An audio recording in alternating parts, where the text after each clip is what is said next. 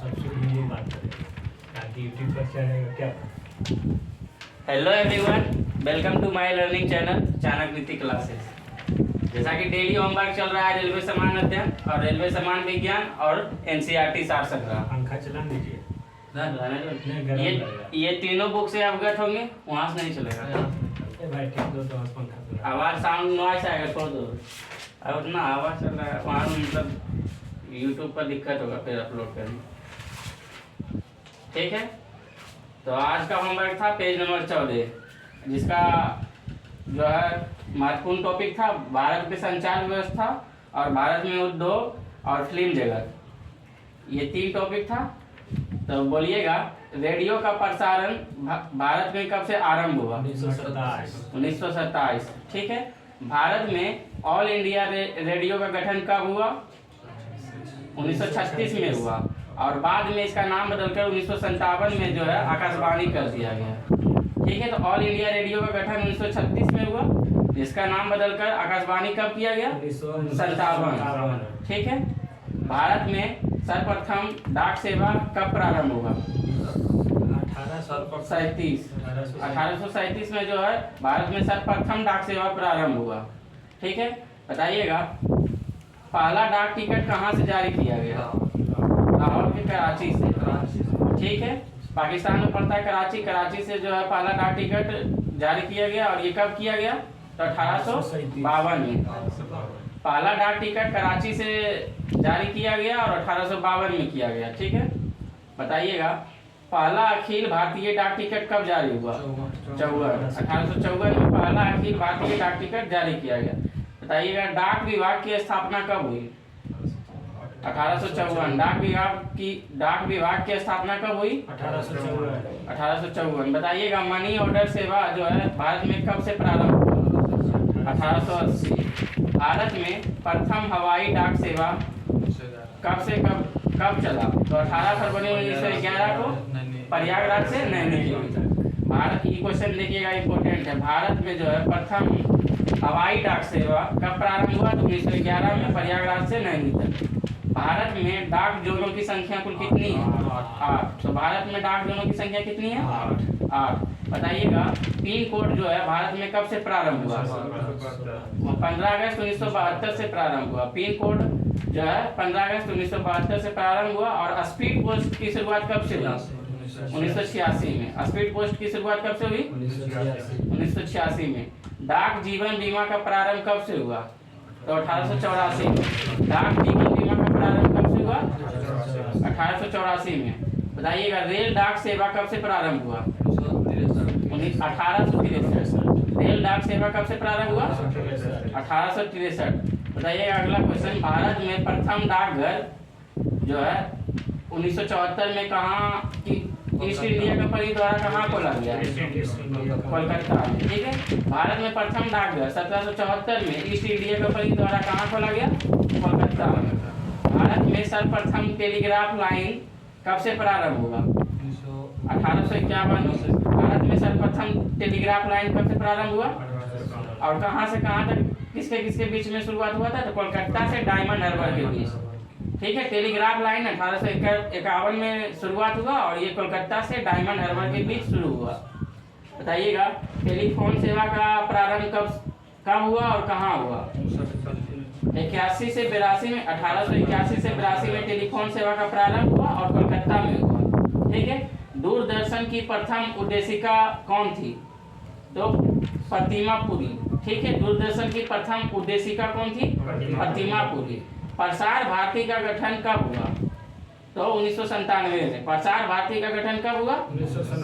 1997 में। भारत का प्रथम समाचार पत्र कौन था? बंगाल गजट। और ये कब प्रकाशित हुआ? 29 जनवरी 1780 को प्रकाशित हुआ। ठीक है, बंगाल गजट जो है भारत का प्रथम समाचार पत्र था और ये 29 जनवरी 1780 में प्रकाशित हुआ। कहाँ से हुआ? तो कोलकाता से हुआ। ठीक है, जो बंगाल गजट के संस्थापक थे वो कौन थे? James Hickey. ये बहुत इंपॉर्टेंट क्वेश्चन है, आधुनिक भारत का इंपॉर्टेंट क्वेश्चन है जो कि बार-बार क्वेश्चन हर सेट में आ जाता है। ठीक है, तो जेम्स हिक्की थे इसके संस्थापक और कब मतलब बंगाल गजट का प्रकाशित हुआ? 1780। ठीक है। हिंदी का प्रथम समाचार पत्र कौन सा था? तो उदंत मातरम, ठीक है। इसका प्रकाशन कब हुआ? तो 1826 को हुआ था। देखिएगा, हिंदी का प्रथम समाचार पत्र उदंत मातरम, ठीक है। इसका प्रकाशन कब हुआ? तो 30 मई 1826 को। इसके संपादक कौन थे? तो युगल किशोर शुक्ल, ठीक है। तो उदंत मातरम के संपादक कौन थे? युगल किशोर शुक्ल, ठीक है। बताइएगा, राष्ट्रीय चैनल की शुरुआत कब हुई? तो 1988 में। 1988 में राष्ट्रीय चैनल की शुरुआत हुई। बताइएगा, भारत में जो है टेलीविजन की शुरुआत कब से हुई और कहाँ हुई? तो दिल्ली से शुरुआत हुई और ये 1959 में शुरुआत की गई। भारत में टेलीविजन या दूरदर्शन की शुरुआत जो है 15 सितंबर 1959 से दिल्ली में की गई थी, ठीक है। बताइएगा, दूरदर्शन पर राष्ट्रीय प्रसारण कब से प्रारंभ हुआ? 1982 में। दूरदर्शन पर राष्ट्रीय प्रसारण कब से प्रारंभ हुआ? 1982 में। बताइएगा, डीटीएच का फुल फॉर्म क्या होता है? Direct to home. इसकी सेवा जो है, इस सेवा की शुरुआत कब से हुई?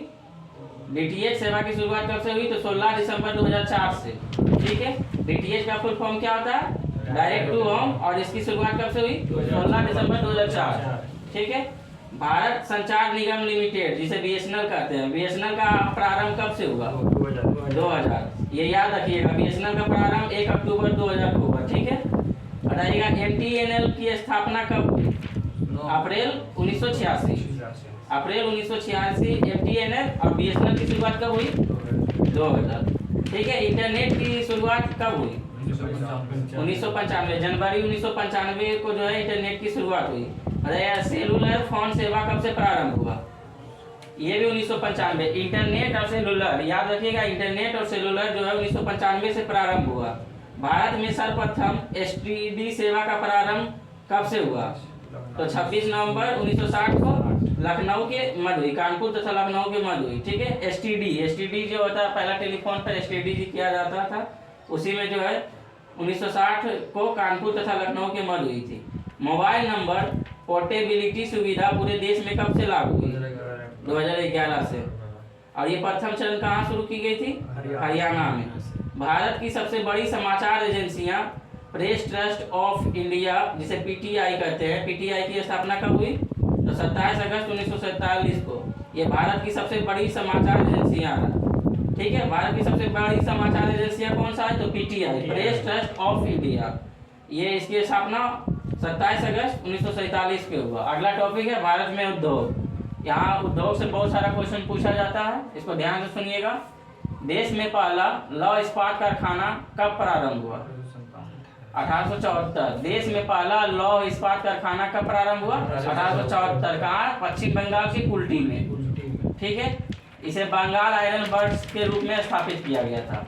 बताइएगा, बड़े पैमाने पर पहला लौह इस्पात कारखाना टिस्को, इसकी स्थापना कब हुई?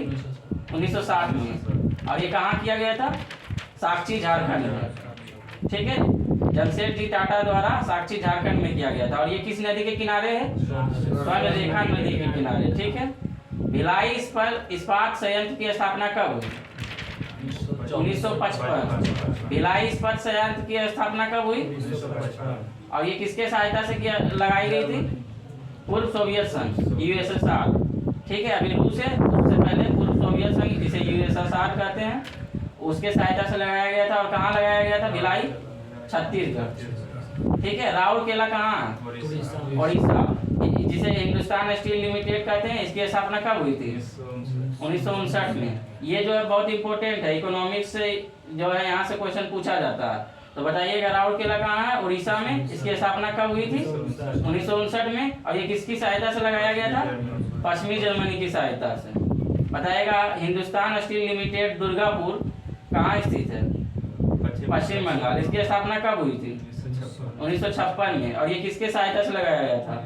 ब्रिटेन के सहायता से। देखिए, राउरकेला जर्मनी के सहायता से, दुर्गापुर ब्रिटेन के सहायता से, और छत्तीसगढ़ में जो भिलाई इस्पात है वो सोवियत संघ के सहायता से। और अगला है बोकारो स्टील प्लांट, ये किसके सहायता से लगाया गया था? सोवियत संघ के सहायता से। और इसकी स्थापना कब हुई थी? 1964 में, जो कि उस समय बिहार में लगाया गया था। अब अभी वर्तमान समय में झारखंड के बोकारो में स्थित है, ठीक है। बताइए, भारत में सूती वस्त्र का पहला कारखाना कब लागू हुआ था या कब प्रारंभ हुआ था? 1818 ईस्वी में। और ये कोलकाता के सभी फोर्ट ग्लास्टर में स्थापित था। बताइए, ये क्वेश्चन ध्यान से सुनिए। भारत में सूती वस्त्र का पहला कारखाना कब लागू हुआ? 1818 में। और ये कहाँ स्थित है? तो कोलकाता में। और फोर्ट ग्लास्टर में स्थापित की गई थी। ठीक है, बताइए अगला question. Steel authority of India, जिसे सेल कहते हैं, इसकी स्थापना कब हुई थी? सेल की पहले फुल फॉर्म आपको याद रखिए, steel authority of India. S से स्टील, ए से अथॉरिटी, और ऑफ, एल से, आई से इंडिया, और एल से जो है इसमें नहीं दिया, limited. Steel authority of India limited की स्थापना कब हुई? 24 जनवरी 1973 को।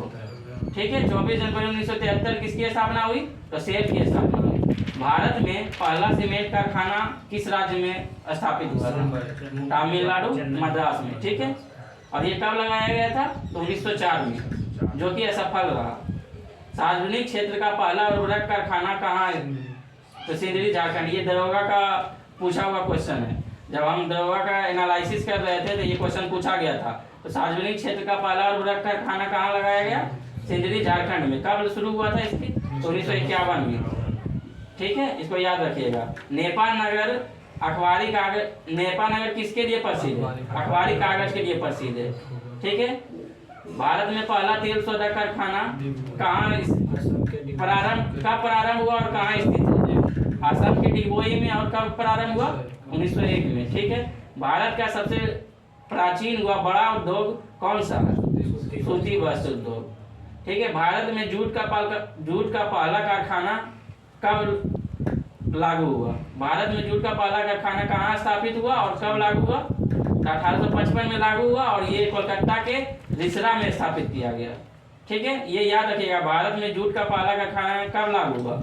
1855 में, और ये कोलकाता के रिसरा में स्थापित हुआ। ठीक है, कपास को क्या कहा जाता है? सफेद सोना। कपास को सफेद सोना कहा जाता है। अंतरराष्ट्रीय मतलब इंटरनेशनल जूट संगठन का मुख्यालय कहाँ है? ढाका। ढाका कहाँ पड़ता है? बांग्लादेश की राजधानी। ठीक है, बताइएगा जूट को क्या कहते हैं? सोने का रेशा। जूट को क्या कहते हैं? सोने का रेशा। और कपास को? सफेद सोना। ठीक है, बताइएगा सूती वस्त्रों की राजधानी किसे कहते हैं? मुंबई को सूती वस्त्रों की राजधानी कहते हैं। बताइएगा भारत का बोस्टन किसे कहते हैं? अहमदाबाद। उत्तर भारत का मैनचेस्टर किसे कहते हैं? कानपुर। तथा दक्षिण भारत का मैनचेस्टर किसे कहते हैं? कोयम्बटूर। तो सूती वस्त्रों की राजधानी मुंबई। भारत का बोस्टन अहमदाबाद। और उत्तर भारत का मैनचेस्टर कानपुर। और दक्षिण भारत का मैनचेस्टर कोयम्बटूर। ठीक है, बताइएगा भारत हैवी इलेक्ट्रिक्स लिमिटेड, जो है BHEL का फुल फॉर्म है भारत हैवी इलेक्ट्रिक्स लिमिटेड, इसकी स्थापना कब हुई थी? 1964। ये सब इम्पोर्टेंट क्वेश्चन है। बताइए वेल की स्थापना कब हुई थी? 1964 में। वेल की स्थापना कब हुई थी? 1964 में। ठीक है, और सेल की स्थापना कब हुई थी? सेल का 1973। इसको ध्यान रखिएगा, सेल 1973, बेल 1964। ठीक है, तेल और प्राकृतिक गैस जिसे ONGC कहते हैं, इसकी स्थापना कब हुई थी? 1956 को। 14 अगस्त 1956 को जो है ONGC की स्थापना हुई थी। ठीक है, एशिया का सबसे बड़ा उर्वरक संयंत्र कहाँ स्थापित है? सिंदरी, झारखंड में। ठीक है, कांच उद्योग का प्रमुख केंद्र कहाँ है? तो फिरोजाबाद, यूपी। ठीक है, अब अगला टॉपिक है फिल्म जगत। फिल्म जगत से जितना क्वेश्चन बनता है और एग्जाम में पूछा जाता है तो वो सभी यहाँ पे दिया गया है, इंपॉर्टेंट क्वेश्चन। ठीक है, बताइएगा भारतीय फिल्म जो है मुख्य फिल्म कब बनी थी? भारतीय फिल्म मुख्य फिल्म जिसे कहते हैं कब बनी थी? 1913 में। और इस फिल्म का नाम क्या था? राजा हरिश्चंद्र। ठीक है, भारत में प्रथम भारतीय बोलती फिल्म कौन सा? आलम आरा। ये कब बनी थी? 31 में, 1931 में, जिसका अभिनेत्री जुवेदा बेगम है तथा निर्माता ईरानी है। सिरा ईरानी रखिएगा याद, आद्यशीर ईरानी थे। ठीक है, भारत में पहली बार फिल्म का प्रदर्शन कब से प्रारंभ हुआ? 1896 में। 7 जुलाई 1896 में वाटसन होटल में, जो कि मुंबई में। ठीक है, भारत में पहली अंग्रेजी फिल्म नूरजहां। ठीक है, इसको देखिएगा। भारत में प्रथम भारतीय फिल्म राजा हरिश्चंद्र जो 1913 में हुआ, और प्रथम भारतीय बोलती फिल्म आलम आरा 1931 में प्रारंभ हुआ। और यही अगर पूछ देगा भारत में पहली अंग्रेजी फिल्म तो नूरजहां। ठीक है, प्रथम भारतीय फिल्म निर्मात्री महिला कौन थी? तो फातिमा बेगम। ठीक है, प्रथम भारतीय फिल्म निर्मात्री महिला कौन थी? फातिमा बेगम। ठीक है, स्वर्ण बताइएगा, स्वर्ण जयंती मनाने वाली प्रथम फिल्म कौन सा था? तो तुकाराम। और रजत जयंती मनाने वाली प्रथम फिल्म कपाल कुंडला। स्वर्ण जयंती मनाने वाली प्रथम फिल्म तुकाराम और रजत जयंती मनाने वाली प्रथम फिल्म कपाल कुंडला। ठीक है, बताइएगा अगला क्वेश्चन, पहली सिनेमास्कोप फिल्म कब बनी? 1959 में। पहली सिनेमास्कोप फिल्म कब बनी? 1959 में, जिसका नाम था कागज के फूल। ठीक है, बताइए 70 mm में बनी पहली भारतीय फिल्म कौन सा था? शोले। ठीक है, 70 mm में बनी पहली भारतीय फिल्म कौन सा था? शोले। विदेश में प्रशिक्षित प्रथम भारतीय फिल्म कौन सा था? तो तकनीशियन, जो कि दादा साहब फाल्के थे। ठीक है, बताइएगा श्री धुंधीराज गोविंद फाल्के को भारतीय सिनेमा का जनक कहा जाता है। ठीक है, कौन सा मतलब श्री धुंधीराज गोविंद फाल्के जो है, इसे दादा साहब फाल्के भी कहते हैं, इसे भारतीय सिनेमा का जनक कहा जाता है। तो क्वेश्चन ऐसे बनेगा, भारतीय सिनेमा का जनक किसे कहा जाता है? तो दादा साहब फाल्के या श्री धुंधीराज गोविंद फाल्के। ठीक है, बताइएगा 1922 में पहली बार मनोरंजन पर टैक्स लगाने वाला कौन सा सरकार था? बंगाल सरकार था, जो कि कितना परसेंट लगाया गया था? 12.5%। मनोरंजन पर सबसे पहली बार टैक्स कब लगाया गया? 1922 में, बंगाल सरकार के द्वारा। ठीक है, इसको याद रखिएगा, 1922 में मनोरंजन पर पहली बार टैक्स लगाया बंगाल सरकार। प्रथम भारतीय अंतर्राष्ट्रीय फिल्म समारोह कब हुआ और कहाँ हुआ? प्रथम भारतीय अंतर्राष्ट्रीय फिल्म समारोह कब हुआ और कहाँ हुआ? तो 24 जनवरी 1952 को हुआ था और ये बम्बई में हुआ। बताइएगा प्रथम भारतीय अंतर्राष्ट्रीय फिल्म समारोह कब हुआ? 24 जनवरी 1952 और कहाँ हुआ? बम्बई में।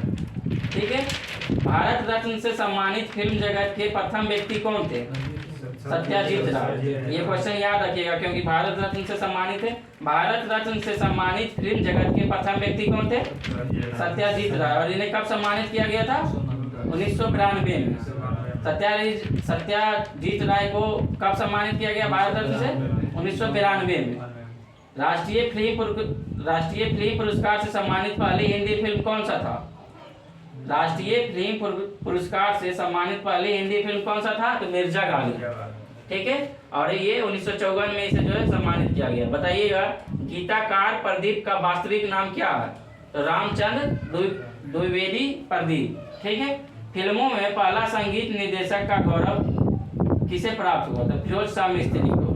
फिल्मों में पहला संगीत निर्देशक का गौरव किसे प्राप्त हुआ? फिरोज शाह मिस्त्री को। बताइए राज्यसभा के सदस्य के रूप में चुनी जाने वाली पहली अभिनेत्री कौन थे? नरगिस दत्त। इसको याद रखिएगा, राज्यसभा के सदस्य के रूप में चुने जाने वाली पहली अभिनेत्री कौन थे? नरगिस दत्त। जिसका नरगिस दत्त का वास्तविक नाम क्या था? तो फातिमा ए रसीदा। नरगिस दत्त का वास्तविक नाम क्या था? फातिमा ए रसीदा। बताइएगा दादा साहब फाल्के पुरस्कार सिनेमा के क्षेत्र में कब से दिए जाने लगे? 1969। ठीक है, दादा साहब फाल्के पुरस्कार पाने वाली प्रथम महिला कौन थी? देविका रानी, जिसे 1969 में प्राप्त हुआ था। ये क्वेश्चन याद रखिएगा, इंपॉर्टेंट है और पूछा हुआ क्वेश्चन है। दादा साहब फाल्के पुरस्कार पाने वाली प्रथम महिला कौन सी थी? देविका रानी। और इन्हें कब प्राप्त हुआ था? 1969 में। और दादा साहब फाल्के पुरस्कार जो है सिनेमा के क्षेत्र में 1969 से ही दिया जाने लगा। ठीक है, इसको भी याद रखिए। बताइए प्रथम गीतकार, मतलब जो है दादा साहब फाल्के पुरस्कार पाने वाली प्रथम गीतकार कौन थे? तो मजरू सुल्तानपुरी। प्रथम महिला पूछे तो देविका रानी, और प्रथम गीतकार पूछे तो मजरू सुल्तानपुरी। ठीक है, फिल्म जगत के सर्वोच्च सम्मान कौन सा है? तो ऑस्कर अवार्ड। फिल्म जगत के सर्वोच्च सम्मान कौन सा है? Oscar award. इसकी शुरुआत कब से हुई? 1929 से। ठीक है, ऑस्कर पुरस्कार से सम्मानित प्रथम भारतीय महिला कौन सी थी? तो भानु अथैया। ये फिल्म का नाम था गांधी। ऑस्कर पुरस्कार से सम्मानित प्रथम भारतीय महिला कौन सी थी? भानु अथैया, जो कि फिल्म का नाम था गांधी।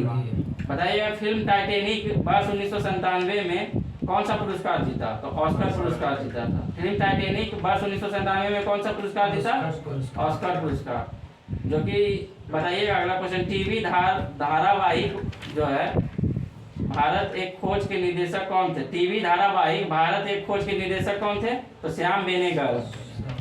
भारत की प्रथम ऑस्कर पुरस्कार विजेता कौन सी फिल्म को मिला था? तो गांधी को। ठीक है, भारत की प्रथम ऑस्कर पुरस्कार कौन सी फिल्म को प्राप्त हुआ था? तो गांधी को, जो 1982 में दिया गया। जिसके निर्देशक कौन थे? गांधी फिल्म के निर्देशक कौन थे? तो रिचर्ड एटनबरो। ठीक है, इसको याद रखिएगा। तो आज जो है ये समाप्त हुआ। कल का होमवर्क रहेगा पेज नंबर 15। ठीक है, और रेलवे सामान विज्ञान से पेज नंबर 14 कर दिया गया था। आज उसको देख लेते हैं। आप लोग एक बार सिर्फ पढ़ के आइए और उसके बाद यहाँ जो है ध्यान से सुनिए। और जो लोग यहाँ नहीं उपस्थित हो पाते हैं वो लोग अपने फ़ोन में चालू करके सुन सकते हैं। ध्यान से सुनने के बाद जो है आपको अच्छी तरह से याद हो जाएगा। Page number 14। ठीक है, बोलिएगा, चंद्रमा से यदि किसी पिंड को पृथ्वी पर लाया जाए तो उसका मतलब जो है क्या परावर्तित रहेगा? तो द्रव्यमान अपवर्तित रहेगा। चंद्रमा से यदि किसी पिंड को पृथ्वी पर लाया जाए तो द्रव्यमान जो है उसका अपरिवर्तित रहेगा। ठीक है, बताइएगा रेडियो एक्टिविटी में कुल कितने शब्द होते हैं? शब्द जो है रेडियो एक्टिविटी में होता है कौन कौन? एक बड़ा केंद्रक विस्फोट के साथ छूटता है तथा इससे छोटी छोटी न्यूट्रॉनों की तरह कणिकाएं निकलती है। ठीक है, ध्वनि की तीक्ष्णता किस पे निर्भर करती है? ध्वनि की तीक्ष्णता जो है उसकी आवृत्ति पर निर्भर करती है। कौन सा एकमात्र भारतीय वैज्ञानिक ने भौतिक में नोबेल पुरस्कार प्राप्त किया? सीवी रमन। ठीक है, ये इंपॉर्टेंट क्वेश्चन है, इसको ध्यान रखिएगा। कौन से एकमात्र भारतीय वैज्ञानिक ने भौतिक के नोबेल पुरस्कार प्राप्त किए हैं? Doctor CV Raman. शरीर की गति द्वारा विद्युत उत्पन्न करने की भौतिक क्रिया को प्रदर्शित करने वाले वैज्ञानिक कौन थे? लैम्ब। ठीक है, अंतरिक्ष यात्री में अंतरिक्ष यान में से सूर्य से दूर आकाश का रंग कैसा दिखता है? काला दिखता है। नाइट्रोजन यौगीकरण के लिए कौन सी फसल सहायक है? तो बीन्स है। नाइट्रोजन यौगीकरण के लिए कौन सी फसल सहायक है? बीन्स। मायोपिया का तात्पर्य क्या होता है? निकट दृष्टि दोष। मायोपिया का तात्पर्य क्या होता है? निकट दृष्टि दोष। बताया भारत के लिए अत्यंत उपयुक्त और पारंपरिक ऊर्जा का स्रोत क्या है? सौर ऊर्जा। ये तो भारत के लिए क्या सभी के लिए अत्यंत उपयुक्त और पारंपरिक ऊर्जा है। ठीक है, सौर ऊर्जा।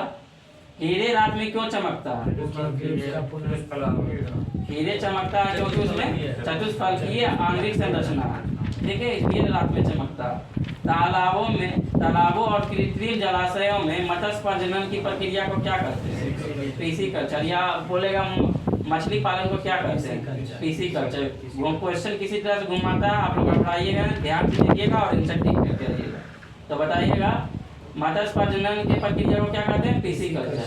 भारत के लिए अत्यंत उपयुक्त और पारंपरिक ऊर्जा का स्रोत क्या है?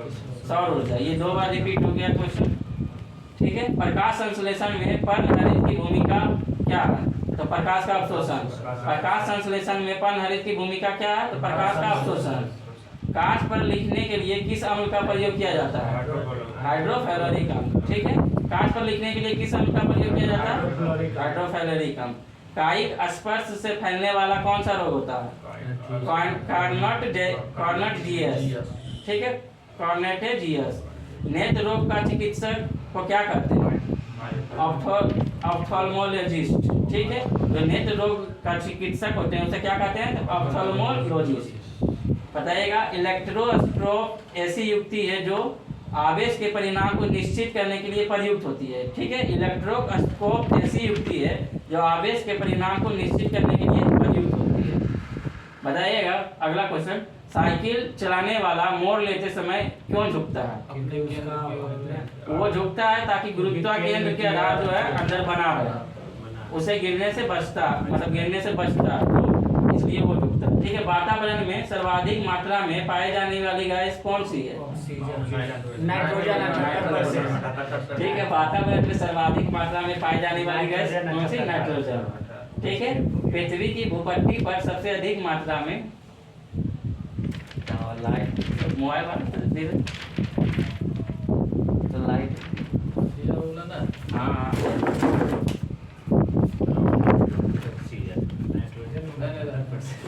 रहने दो थोड़ा सा लाइट। कोई दिक्कत नहीं। हाँ, ध्यान क्वेश्चन को ध्यान से सुनिए, तभी जो है आंसर दीजिए। ऐसे आप वहाँ पे भी इसी तरह गलत करके आता है, ठीक है। आज वीडियो काट दीजिएगा। आप काट उठ में हुआ, ऐसे काटने वाला एडिटर में आ रहा है, देखो लाइट में, ठीक है। काटने वाला एडिटर नहीं, ठीक है, यही अपलोड होगा। तो क्या पूछे थे अगला क्वेश्चन जो है?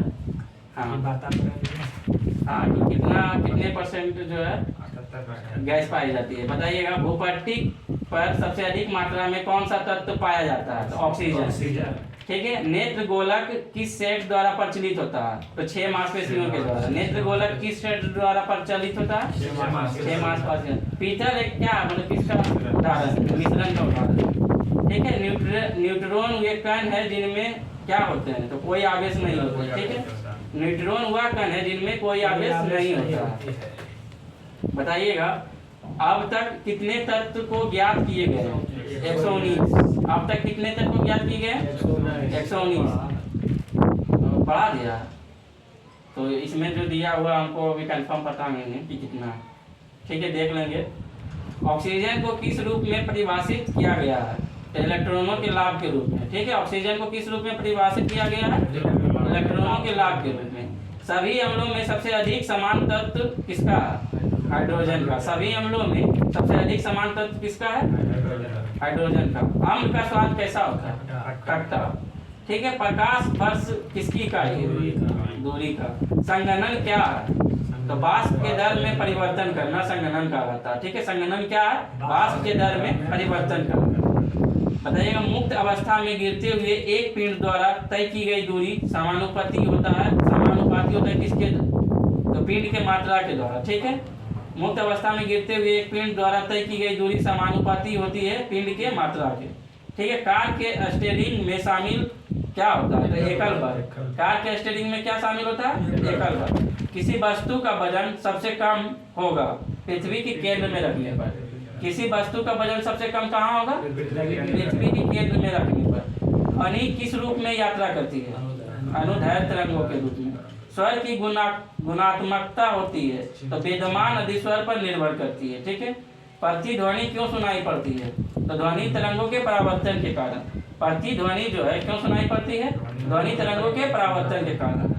बताइएगा ध्वनि हवा में तेजी से गति करेगी जब आर्द्रता उच्च होगा।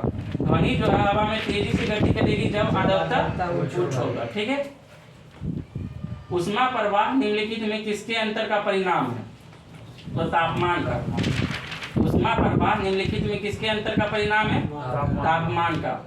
हिम नदी से बर्फ पिघलना प्रारंभ होता है निचले सतह से। हिम नदी से बर्फ पिघलना कहाँ से प्रारंभ होता है? निचले सतह से। कैलोरीमीटर सामान्यतः बनता है किससे? तो तांबा से। कैलोरीमीटर सामान्यतः किससे बनता है? तांबा से। पहाड़ी पर चढ़ने वाला व्यक्ति आगे की ओर क्यों झुक जाता है? स्थिरता बढ़ाने के लिए जो है व्यक्ति आगे झुकता है, क्योंकि स्थिरता बढ़ाने के लिए। एक ठो जो पहाड़ों पर चढ़ता जब व्यक्ति आगे की ओर क्यों झुकता है? तो वही क्वेश्चन तो पूछा गया, पहाड़ी पर चढ़ने वाला व्यक्ति आगे की ओर झुकता है, क्यों झुकता है? तो न्यूटन का नियम बोल रहा है। रेडियो कार्बन जो है अगला क्वेश्चन देखिए। रेडियो कार्बन काल निर्धारण तकनीक का उपयोग किसकी आयु पता करने के लिए किया जाता है? मतलब जो है C14 जो होता है किसकी आयु की पता करने के लिए क्या? जीवाश्मों की आयु की पता करने के लिए, ठीक है। इस तकनीक का उपयोग जीवाश्म की आयु पता करने के लिए किया जाता है। अगला क्वेश्चन देखिए। अधिकांश मौसम परिघटनाएं किस मंडल में होती है? 6 मंडल में, ठीक है। वाटर गैस किसका मिश्रण है? तो H2 + CO। वाटर गैस किसका मिश्रण है? CO। एक परमाणु द्रव्यमान को व्यक्त किया जाता है AMU में, ठीक है। एक परमाणु द्रव्यमान को व्यक्त किया जाता है AMU में, ठीक है। सूर्य की विकसित ऊर्जा से मतलब सूर्य की जो है विकसित ऊर्जा कैसे होती है प्रारंभ? जैसे सूर्य की जो है ऊर्जा किस विधि द्वारा प्रारंभ होती है? तो नाभिकीय संलयन विधि द्वारा, ठीक है। रासायनिक अभिक्रिया में उत्प्रेरक की भूमिका क्या है? अभिक्रिया का उत्पादन करना। हाइट गुड्स का अर्थ होता है व्हाइट साबुन, डिटर्जेंट और अन्य जनसामान उपयोग की वस्तुएं। हाइट गुड्स का क्या अर्थ है? तो साबुन, डिटर्जेंट और अन्य जनसामान की उपयोग वस्तुएं। रक्त का पीएच मान कितना है? 7.4। अम्ल राज में क्या क्या होता है? तो HNO3 प्लस HCl। अम्ल राज में क्या होता है? तो HNO3 प्लस HCl। मानव शरीर के किस अंग की हड्डी सबसे लंबी होती है? जांघ की। इसमें उरु दिया हुआ फीमर शायद उसी को बोलता है। जांघ की हड्डी फीमर को जान के हड्डी का वही सबसे लंबी होती है। इसमें उरु दिया हुआ है, शायद हिंदी नाम है क्या है? हाँ। ठीक है। प्राकृतिक रबर किस क्षेत्र की प्रमुख उपज है? प्राकृतिक रबर किस क्षेत्र की प्रमुख उपज है? भूमध्य सागरीय क्षेत्र की। भूमध्य सागरीय क्षेत्र में सबसे ज्यादा जो है प्राकृतिक रबर की उपज अधिक है। दाव में वृद्धि होने के साथ द्रव की उबाल में क्या होती है? वृद्धि हो जाती है। दाव में वृद्धि होने के साथ द्रव के उबाल में भी वृद्धि हो जाती है। तापमान को कितना कम कर देने से सभी गैसों शून्य आयतन घेरेगी? 273 डिग्री, माइनस 273। ठीक है, माइनस 273 डिग्री सेल्सियस। काली मिट्टी किस फसल के लिए सर्वाधिक उपयुक्त माना गया? कपास के लिए। ठीक है। तापमान में वृद्धि होने से वायु की तापीय चालकता पर क्या प्रभाव पड़ेगा? तो तापमान में वृद्धि होने से वायु की तापीय चालकता पर घटेगी। ठीक है। ज्योति तीव्रता का मात्रक क्या है? कैंडला। ठीक है। तो ये भी जो है आज समाप्त हुआ और कल का होमवर्क रहेगा इसमें पेज नंबर 15। अब एनसीईआरटी सार संग्रह जो हिस्ट्री दिए थे, हिस्ट्री का पेज नंबर 2 होगा। कल शनिवार को जो है पेज नंबर 1 पूछा गया था। ठीक है। तो पेज नंबर 2 बताइएगा। मत्स्य पुराण किस वंश से संबंधित है? आंध्र सातवाहन वंश से। ठीक है, इसको ध्यान से सुनिएगा। 3 गो जो पुराण है। मत्स्य पुराण किस वंश से संबंधित है? विष्णु पुराण किस वंश से संबंधित है? मौर्य वंश। खरोष्ठी लिपि किस प्रकार लिखी जाती है? दाएं से बाएं। अभी हम लोग बाएं से दाएं लिखते हैं। अभी जो वर्तमान समय में देवनागरी लिपि यूज करते हैं बाएं से दाएं लिखते हैं, लेकिन खरोष्ठी लिपि दाएं से बाएं। ठीक है। नारद स्मृति से किस वंश की जानकारी मिलती है? गुप्त वंश की। नारद स्मृति से किस वंश की जानकारी प्राप्त होती है? गुप्त वंश से। स्मृति ग्रंथों में सबसे प्राचीन एवं प्रमाणिक पुस्तक कौन सी है? मनुस्मृति। शुंग काल का मानक ग्रंथ किसे माना जाता है? मनुस्मृति को। ठीक है। शुंग काल का मानक ग्रंथ किसे माना जाता है? मनुस्मृति को। स्त्री को पुरुष की अर्धांगिनी किस ग्रंथ में कहा गया? शतपथ ब्राह्मण में। ये इंपॉर्टेंट क्वेश्चन है, अब पूछा हुआ क्वेश्चन है। स्त्री को पुरुष की अर्धांगिनी किस ग्रंथ में कहा गया? शतपथ ब्राह्मण में। ठीक है। बताइएगा। महाभारत के प्रारंभिक उल्लेख में जैसे अश्वालायन गृहसूत्र से मिलता है, इसमें कुल कितने श्लोक थे? 8800 श्लोक। और इसका नाम जय संहिता रखा गया। उस समय बढ़कर ये कितने श्लोक हो गए? 24,000 श्लोक। तो महाभारत को अन्य नाम से भी जानते हैं। कौन सा नाम से? जय संहिता। ठीक है। इसमें 24,000 श्लोक किए गए थे। उसके बाद भारत के नाम से प्रसिद्ध अंत में 1 लाख श्लोक होने का कारण सप्तसाहसी संहिता भी कहा गया या महाभारत कहा गया।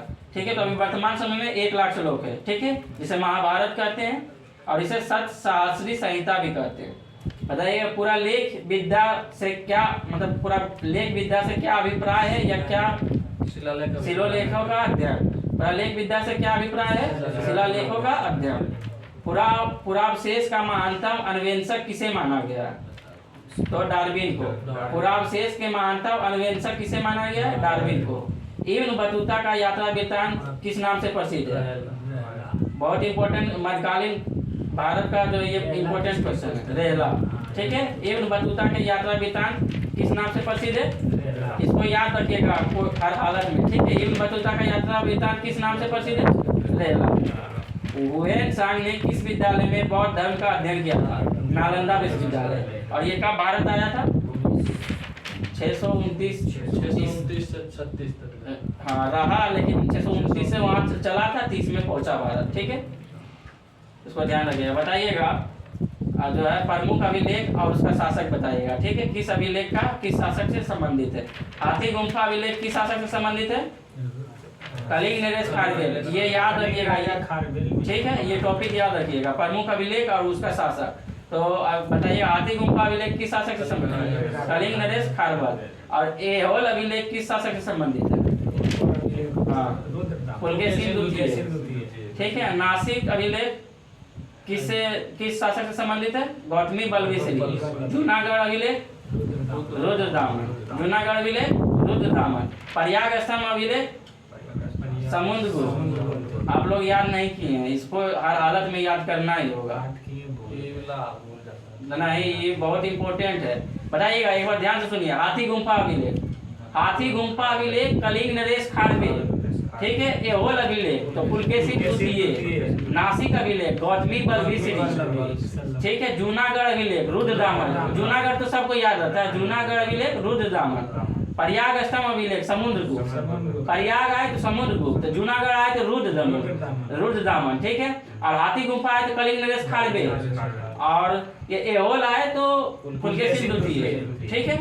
बताइएगा मंदसौर अभिलेख तो मालवा नरेश यशो बर्मन, ठीक, यशो बर्मन, मंदसौर अभिलेख मालवा नरेश यशो बर्मन, ग्वालियर अभिलेख तो प्रतिहार नरेश भोज, तो ग्वालियर आएगा तो जैसे ग्वाला भोज, इस तरह से याद रखिएगा, और मंदसौर आया तो यशो बर्मन। याद रखने के लिए कुछ ना कुछ ट्रिक अपने मन से ही लगाना पड़ेगा। आप किस तरह याद रखते हैं खुद से आप ज्यादा महसूस कीजिएगा, ठीक है। ग्वाला भोज तो ग्वालियर आएगा तो नरेश भोज, इस तरह से याद रखना है, खुद से बनाना होगा, ठीक है। देवपारा अभिलेख तो बंगाल का जो है विजय सेन, बंगाल का शासक विजय सेन।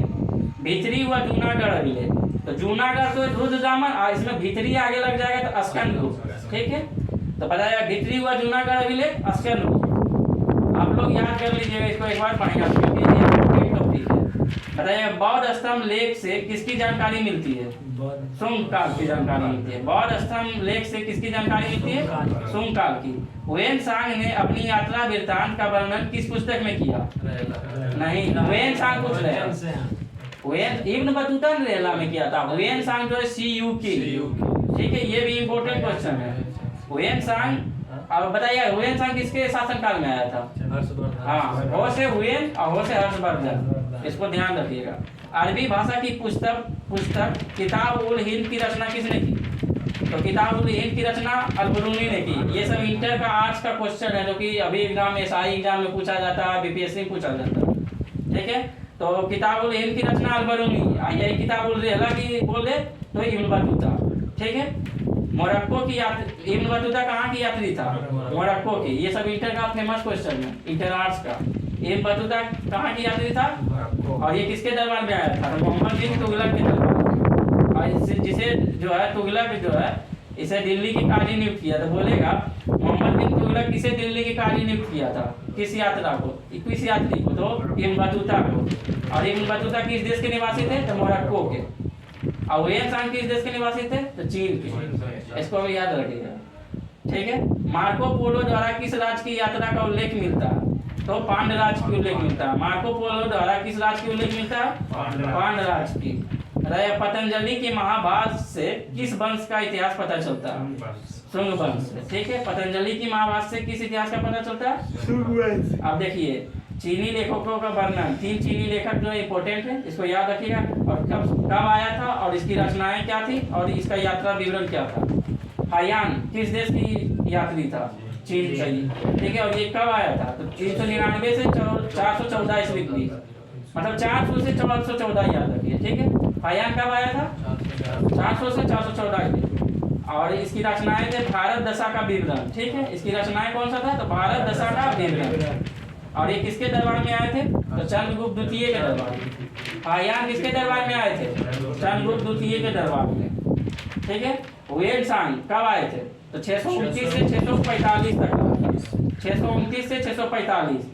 और ये इसकी रचना कौन सा था? तो CUK, जिसे संसार का लेख बोला जाता है, CUK इसकी रचना था। और ये CUK जो है लिखा था हुएन सांग, जो कि भारत का विवरण किया था। हर्षवर्धन के समय में किया, क्या क्या हो रहा था वही CUK में विवरण किया है। और बताइएगा यात्रियों का राजकुमार किसे कहा जाता है? हुएन सांग को। यात्रियों का राजकुमार, ये सब इंपॉर्टेंट क्वेश्चन है, हर एग्जाम में कहीं कहीं पूछ देता है। यात्रियों का राजकुमार हुएन सांग, ठीक है। इत्सिंग जो है 673 में आया था और 675 ईस्वी तक रहा। और ये जो है नालंदा विश्वविद्यालय में बौद्ध की ज्ञान की प्राप्ति दिया, ठीक है। बताइएगा सती प्रथा का प्रथम लिखित साक्ष्य कब प्राप्त हुआ? 510 ईस्वी में। और ये किस अभिलेख में वर्णित किया गया? तो एरन अभिलेख। और एरन अभिलेख किससे संबंधित है? भानुगुप्त से, ठीक है। तो ये भी पूरा हुआ। और कल का रहेगा इसमें होमवर्क पेज नंबर 3, जो कि टेलीग्राम चैनल पे अपलोड कर देंगे। टेलीग्राम चैनल का नाम है चाणक्य नीति क्लासेस, ठीक है। तो कल और लाइए करेंट अफेयर्स पूछ देते हैं, लाइए ये टेलीग्राम को लाइए। और करेंट अफेयर डेली 2 बजे अपलोड किया जाता है, उसमें 10 क्वेश्चन जो है आप लोग को ध्यान से पढ़ना है, ठीक है। बताइएगा 6 मई का है, 6 मई 2024 करेंट अफेयर्स के अति महत्वपूर्ण प्रश्न देखिएगा। वर्ल्ड प्रेस फ्रीडम इंडेक्स में, वर्ल्ड प्रेस फ्रीडम इंडेक्स 2024 में भारत को कौन सा स्थान प्राप्त हुआ? और इससे पहले 2023 में जो प्राप्त हुआ था भारत का स्थान 161 सभी को याद रहेगा, लेकिन आप क्योंकि मीडिया यहाँ का बहुत अच्छा प्रदर्शन किया इसलिए घटा। मतलब ये फर्स्ट नंबर पे आना चाहिए। मतलब जहाँ की मीडिया अच्छा प्रदर्शन करता है, जो सच्चाई दिखाता है, जाके ग्राउंड रिपोर्टिंग करता है, उसको फर्स्ट स्थान किसे प्राप्त हुआ? तो नॉर्वे को। और अंतिम स्थान तो इरिट्रिया को, ठीक है। और पाकिस्तान को जो मिला कौन सा रैंक? तो 152। इससे बढ़िया जो है, हम लोग से बढ़िया मीडिया पाकिस्तान का है, उसको 152 रैंक मिला है। और भारत को मीडिया को 159वां रैंक मिला है, ठीक है। बताइएगा हाल ही में डिजिटल पब्लिक इंफ्रास्ट्रक्चर पर संयुक्त राष्ट्र का पहला अंतर्राष्ट्रीय सम्मेलन किसके नेतृत्व में आयोजित किया गया? तो भारत के नेतृत्व में, ठीक है। और तीसरा क्वेश्चन देखिएगा, हाल ही में यूनिसेफ इंडिया ने किसे अपना ब्रांड एम्बेसडर चुना? तो करीना कपूर। यूनिसेफ इंडिया ने किसे अपना ब्रांड एम्बेसडर चुना? करीना कपूर। और बिस्लरी किसे अपना ब्रांड एम्बेसडर चुना? तो दीपिका पादुकोण। बताइएगा एसबीआई किसे ब्रांड एम्बेसडर में चुना? महेंद्र सिंह धोनी को। और स्वराज किसे अपना ब्रांड एम्बेसडर चुना? महेंद्र सिंह धोनी को, ठीक है। इसको ध्यान रखिएगा। हाल ही में यूनेस्को गिलिर्मो कैनो पुरस्कार 2024 से किसे सम्मानित किया गया है? तो फिलिस्तीन को। फिलिस्तीन को जो है गिलिर्मो कैनो पुरस्कार 2024 से सम्मानित किया गया। और ये किसके द्वारा दिया गया है? तो यूनेस्को के द्वारा, ठीक है। हाल ही में दुनिया की पहली AI राजनयिक विक्टोरिया सी किसने लॉन्च की है? तो यूक्रेन में। AI मतलब होता है आर्टिफिशियल इंटेलिजेंस, मानव के जैसा जो है बनाया जाता है रोबोट, वही जो जैसे ब्रांड एम्बेसडर नियुक्त होता है, ब्रांड एम्बेसडर नियुक्त होता है, उसी तरह जो है AI एम्बेसडर नियुक्त किया गया है, जो कि यूक्रेन का है। बताइएगा हाल ही में पहला स्वदेशी बम वर्षक मानव रहित विमान FWD 200B का अनावरण कहाँ से हुआ? बेंगलोर से, जिसका नाम है FWD 200B, ठीक है। और ये ऐसा बम वर्षक है जो बिना मानव के चलेगा, ठीक है। और सीधा क्वेश्चन पूछेगा FWD 200B का जो है अनावरण कहाँ से किया गया?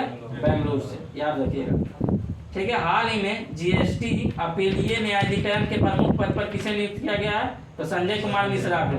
GST अपीलीय न्यायाधिकरण के प्रमुख पद पर किसे नियुक्त किया गया? संजय कुमार मिश्रा। हाल ही में किस राज्य के अजरक वस्त्र कला को GI टैग मिला? गुजरात, ठीक है। अजरक वस्त्र कला के GI टैग किसे मिला? गुजरात। हाल ही में केंद्र सरकार ने कहा 8 रेलवे स्टेशनों का नाम बदल दिया? उत्तर प्रदेश, ठीक है। हाल ही में T20 विश्व कप के लिए ICC ने किसे मैच रेफरी नियुक्त किया? तो जगपाल श्रीनाथ को। T20 विश्व कप के लिए ICC ने किसे मैच रेफरी नियुक्त किया है? जगपाल श्रीनाथ को। और इसका जो है हाल ही में 2024 में T20 वर्ल्ड कप होगा, इसका होस्ट देश कौन सा है? तो अमेरिका और वेस्ट इंडीज। T20 से जितना भी क्वेश्चन बन रहा है उसको आप लोग एक नजर देख लीजिएगा और याद रखिएगा, जो कि पूछा जा सकता है। तो बताइएगा T20 का होस्ट देश 2024 में कौन सा? अमेरिका और वेस्ट इंडीज। और उसके 3 ब्रांड एम्बेसडर नियुक्त हुए हैं। कौन कौन? Yuvraj Singh, Chris Gayle, Usain Bolt. तीन ब्रांड एम्बेसडर नियुक्त हुए कौन कौन? Yuvraj Singh, Chris Gayle, Usain Bolt, ठीक है। और फर्स्ट T20 वर्ल्ड कप कब हुआ था? तो 2007 में। ये क्वेश्चन जो एक बार SSC CHSL का एग्जाम में पूछा था, ठीक है। उस समय के कप्तान कौन थे? तो महेंद्र सिंह धोनी। तो आज का 10 क्वेश्चन पूरा हुआ, ठीक है। तो आज के लिए इतना ही, थैंक यू, जय हिंद। कल होमवर्क दिया जाएगा पेज नंबर 15, जो कि टेलीग्राम चैनल पे अपलोड किया जाएगा।